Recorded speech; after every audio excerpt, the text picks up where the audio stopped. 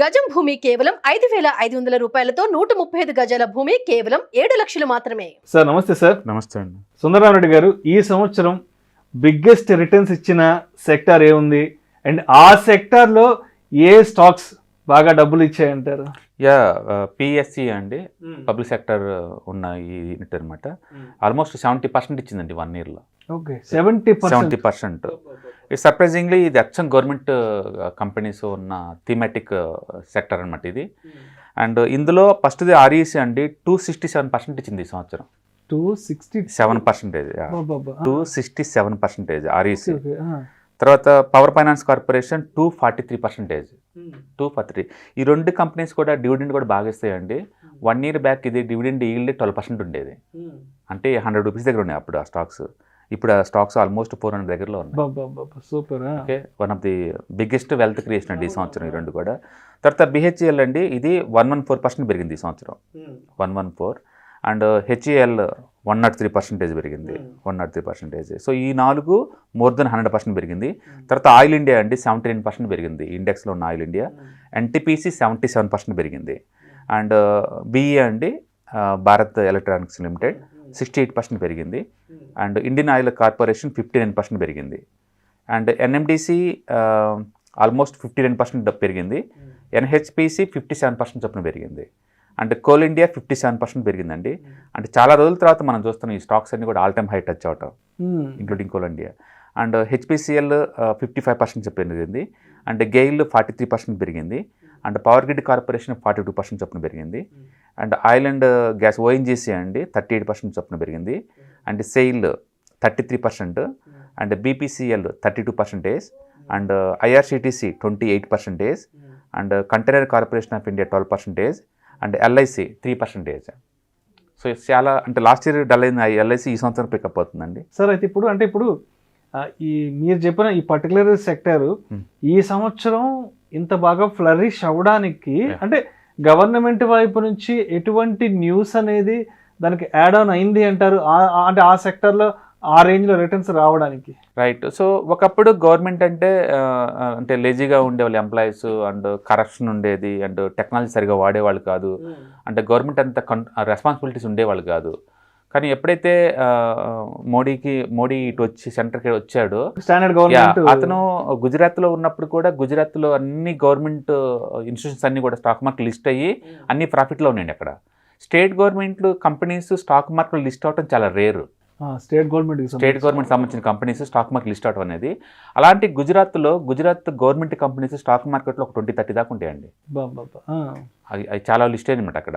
అలాగే central government వచ్చిన తర్వాత కూడా ఏంటంటే వీళ్ళు కొంచెం మ్యాన్ పవర్ విఆర్ఎస్ ఇచ్చేసి వాళ్ళు ఇది చేయటం, టెక్నాలజీ అడాప్ట్ చేయటం, మెర్జ్ చేయటం. మన బ్యాంకులు చూసాం కదా, 10 బ్యాంకులు పోతుంది అట్లా మెర్జ్ చేయడం వల్ల పర్ఫార్మెన్స్ బాగా ఇంప్రూవ్ అవుతుంది. ఎగ్జాంపుల్ కోల్ ఇండియా తీసుకోండి, ఆల్మోస్ట్ ఒకప్పుడు 12 lakhs ఎంప్లాయీస్తో సెకండ్ బిగ్గెస్ట్ గవర్నమెంట్ ఎంప్లాయీస్ ఉండే కంపెనీ అది. ఇప్పుడు ఆల్మోస్ట్ 6 lakhs ఎంప్లాయీస్కి, అంటే ఆల్మోస్ట్ 4 lakhs ఎంప్లాయీస్ విఆర్ఎస్ చేసి లేదా రిటైర్మెంట్ దగ్గరలో తీసేసుకొని ఆ ప్లేస్లో వాళ్ళు ఆటోమేషన్ చేస్తున్నారు అంతా. దాంతో పర్ఫార్మెన్స్ బాగా ఇంప్రూవ్ అవుతుంది. అండ్ మోర్ ఓవర్ ప్రపంచవ్యాప్తంగా ఎనర్జీ నీడ్స్ బాగా పెరిగిపోతున్నాయి. డిఫెన్స్కి లోకల్ మ్యానుఫ్యాక్చరింగ్ తోటి బాగా ఆర్డర్లు వస్తున్నాయి. అట్లా గవర్నమెంట్ సపోర్ట్ ఉండి టెక్నాలజీ అడాప్ట్ ఉండటం వల్ల అండ్ అన్నిటికన్నా మించి వాల్యూషన్ దట్టి చెప్పరండి ప్రైవేట్ వాటితో పోల్చుకుంటేవి. ఇప్పుడు వరకు గవర్నమెంట్ అంటే అదేదో అన్టచబిలిటీ లాగా దూరంగా ఉంచారు. ఇప్పుడు ఏంటంటే వాల్యూషన్ సడన్గా చూస్తే పర్ఫార్మెన్స్ వైజ్ అవి ఇవి ఒకేలాగా ఉన్నాయి. ఇప్పుడు ప్రపంచంలో ఏ డిఫెన్స్ కంపెనీ పెట్టినా సరే హెచ్ఏఎల్ ఏమాత్రం తగ్గదండి. హెచ్ఏఎల్ పరంగా చూసుకుంటే, బీఈ పరంగా చూసినా సరే, మిదాని కానీ ఏ ఒక్క ప్రైవేట్ కంపెనీ కంపారిజన్ కూడా పర్ఫార్మెన్స్ వైజ్ ఏ తగ్గవన్నమాట. బట్ వాల్యూషన్ వచ్చి ఈ దట్టి చీపర్గా ఉన్నాయి. అందుకని ఆ వాల్యుయేషన్ గ్యాప్ ఫిల్లింగ్కి ఈ సంవత్సరం బాగా పెరిగింది అనమాట.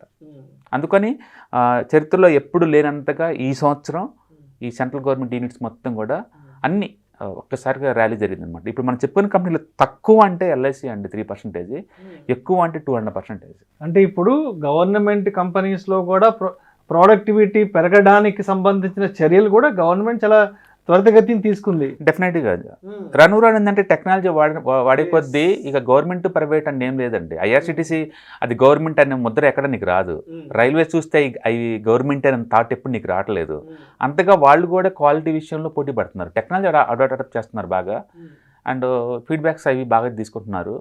అండ్ వచ్చిన మినిస్ట్రీ వాళ్ళందరూ కూడా అందరూ ఐఏఎస్ ఆఫీసర్లు అండి. ఇంత ముందులాగా పొలిటీషియన్ అంటే కరప్టెడ్ ఏలుముద్రగాళ్ళు ఎవరు లేరండి. అందరూ కూడా హైలీ క్వాలిఫైడ్. మీరు ఫైనాన్స్ మినిస్టర్ చూసుకున్నా సరే, లేకపోతే రైల్వే మినిస్టర్ చూసుకుంటే అతను ఐఐఎంలో చదివిన వాళ్ళండి వాళ్ళందరూ, ఐఏఎస్ ఆఫీసర్లు వాళ్ళందరూ. అండ్ ఫారెన్ మినిస్టర్ చూసుకుంటే ఐఆర్ఎస్ అండి వాళ్ళందరూ. ఈ గవర్నమెంట్లో ఆల్మోస్ట్ 8 మెంబర్స్ ఉన్నారు ఐఏఎస్ ఐపీఎస్ చదివిన వాళ్ళు. అందుకని ఒకప్పుడులాగా వాళ్ళు అంటే జనాలకి వాగ్దానం ఏదైనా ప్రామిసులు చేస్తే నిలుపుకునే టైప్ కాదు వీళ్ళు, వాళ్ళు చేసి చెప్పే టైప్ అనమాట వీళ్ళందరూ. అందుకని మోస్ట్ ఎఫిషియన్సీ గవర్నమెంట్ ఇది. అండ్ కంపెనీస్కి మంచి ఆపర్చునిటీ క్రియేట్ అయింది. అండ్ స్టాక్ మార్కెట్లో మొత్తానికి వాల్యూ ఫైండ్ అవుట్ చేస్తున్నారు, దీంట్లో మంచి వాల్యూ ఉందని. అందుకని ఇప్పుడు ఆర్ఈసీ ఉందనుకోండి, రూరల్ ఎలక్ట్రికల్ కార్పొరేషన్, ఇవన్నీ ఒకప్పుడు చాలా డిస్కౌంట్ ఉండేది, దాని సింగిల్ పీఈలో ఉన్నాయి ఇవన్నీ. అదే టైంలో ప్రైవేట్ చూసుకుంటే private lenders like HDFC bank ఇలాంటివన్నీ 25 పీ 30 పీఈలు ఉన్నాయి ఒకప్పుడు. Too much gap. ఇవేమో సింగిల్ డిజిట్లో ఉన్నాయి, అవేమో 3 డబుల్ డిజిట్లో ఉన్నాయి. ఇప్పుడు ఏంటంటే పర్ఫార్మెన్స్ వైజ్ అన్నీ ఒకేలాగా ఉండేసరికల్లా ఈ తక్కువ ఉన్న రీజన్ తోటి వీటిని కొనుక్కుంటూ వచ్చారు. మీరు ఇదే విషయం నీకు బ్యాంకులో కూడా కనపడుతుంది. మీరు చూస్తే అన్ని బ్యాంకులన్నీ కూడా గవర్నమెంట్ బ్యాంక్స్ మాత్రం ఈ సంవత్సరం ఫుల్ ర్యాలీ జరిగినాయి లాస్ట్ 1 ఇయర్ నుంచి. ఎందుకంటే వాల్యుయేషన్ గ్యాప్. ఇప్పుడు టెక్నాలజీ ఇద్దరు వాడుతున్నారు ఈక్వల్గా, మ్యాన్ పవర్ ఎఫిషియన్సీకి ఇద్దరు వాడుతున్నారు. అందుకని ముందు రోజుల్లో ఈ గవర్నమెంట్ అనే ట్యాగ్ ఉండదండి, పర్ఫార్మెన్స్ డస్ మ్యాటర్ అనమాట. అందుకని డెఫినెట్గా పర్ఫార్మెన్స్ బాగా చూపించే ఛాన్స్ ఎక్కువ ఉంది. ఇప్పుడు ఐఆర్సిటీసీ చాలా పెద్ద, ఇంకా ఇప్పుడు మనం చూస్తున్న ఈ కంపెనీస్ పీక్ లెవెల్ ఏం కాదండి, కొత్త ఆపర్చునిటీ రాబోతున్నాయి వాటికి, ఇంకా అవి అడాప్ట్ చేస్తున్నాయి. ఎందుకంటే వీటికి సోలార్ ఎనర్జీలో కానీ సోలార్ ప్యానల్లో కానీ వీటికి లెండింగ్ యాక్చువల్గా ఆర్ఈసీ పవర్ ఫైనాన్స్ కార్పొరేషన్ రెండింటికి కూడా ఈ ఆల్టర్నేటివ్ ఎనర్జీకి లెండింగ్ కూడా పర్మిషన్ ఇచ్చారనమాట. దాంతో స్టాక్స్ రీడిఫైన్ అయ్యాయి. అంతకుముందు ఓన్లీ పవర్ సెక్టర్స్కే ఇచ్చేవాళ్ళు, ఇప్పుడు నాన్ పవర్ కూడా అదర్ ఏరియాకి కూడా ఎక్స్పాండ్ చేస్తారనమాట వాళ్ళ బుక్ని. దాంతో ఒకసారి డిమాండ్ వచ్చింది అన్నీ. అండ్ మనం ఇది చూసుకుంటే హిందుస్థాన్ ఏరోనాటిక్స్ చూసుకుంటే అది అమెరికన్ కంపెనీలతో టైప్ అయ్యి లోకల్ మ్యానుఫ్యాక్చరింగ్ చేస్తుంది డిఫెన్స్ ప్రొడక్ట్స్ని. ఆర్డర్ బుక్ చాలా పెద్దగా ఉంది, అందుకే BEL ఇది ముందుకు వెళ్తుంది. అట్లా ఈ గవర్నమెంట్ కంపెనీస్ పేరుకే కానీ అవన్నీ లిటరల్లీ మోనోపోల్ ఏరియాలో కూర్చున్నాయి. NMDC కావచ్చు, NHPC కావచ్చు, గెయిల్ కావచ్చు, పెద్ద ఆపర్చునిటీస్ క్రియేట్ అవుతున్నాయి వీటికి. అందుకని నాకు తెలిసి నెక్స్ట్ ఇయర్ కూడా ఇవి ఎంతకంత ట్రెండింగ్ అయ్యే ఛాన్స్ ఎక్కువ ఉంది.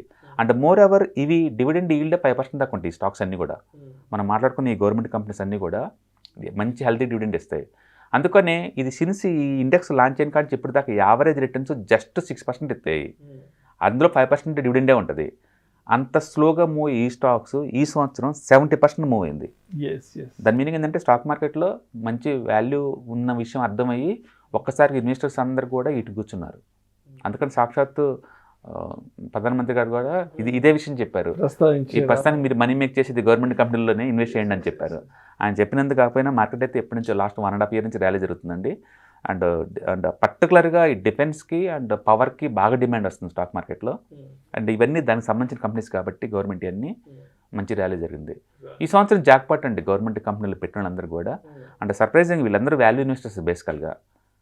ఓకే, లాస్ట్ కపుల్ ఆఫ్ ఇయర్స్లో ఈ సెక్టర్ డల్గుందని కానీ బట్ లాస్ట్ 1.5 ఇయర్స్ నుంచి మాత్రం పీక్ లెవెల్ కొంచెం పర్ఫార్మెన్స్ అది going to continue next 1 year కూడా. Thank you sir.